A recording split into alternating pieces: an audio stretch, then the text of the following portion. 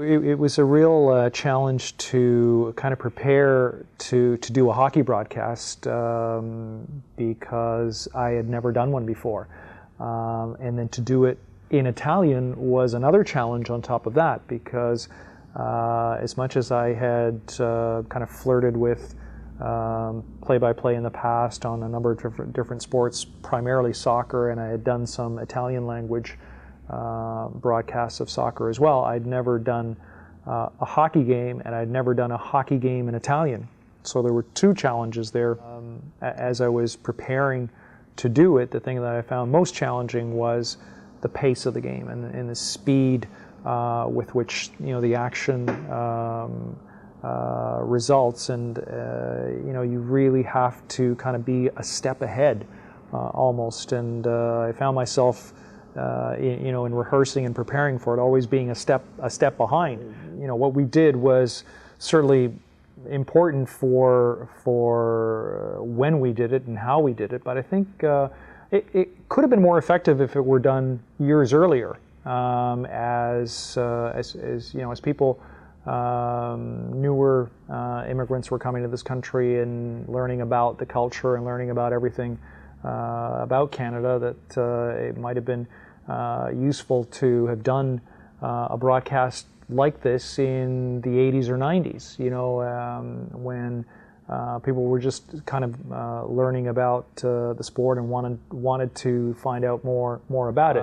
Those of us that grew up with it, it would have been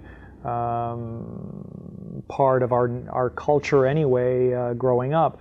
But our parents, probably were not as up on the game as we were, and would always, I know my dad would always be asking questions about what's offside and how do you figure this and why is there an icing, and so it would have been a lot easier for them to appreciate the sport if a project like this was done sooner. It may be at a point now where there might be an introduction of the sport to other communities, such as the South Asian community, or the Chinese community, who we're obviously seeing more of an influx of people from those countries who are quite obviously unfamiliar with the sport, and who might benefit from a broadcast in their own language. There's a tremendous amount of opportunity, I think, for so many different ethnic communities, because hockey is the sport in Canada. I mean, it's a staple in this country. It's part of our fabric. It's part of our culture.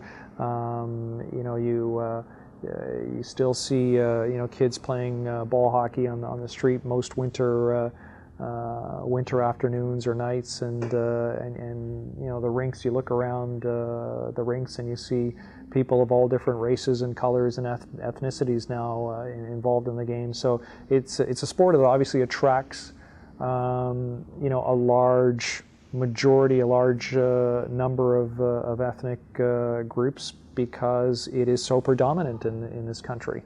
Once you have done, as we did with the Italian broadcast, once you've done one, there's an appetite for more.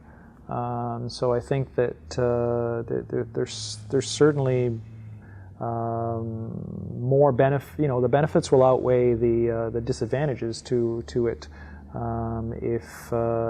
if eventually something like that can become packaged for an advertiser as well, or a sponsor. If, for instance, a banking institution is looking to, expand its services into specific ethnic communities, this might be a good way to, use hockey as a way of getting their message across.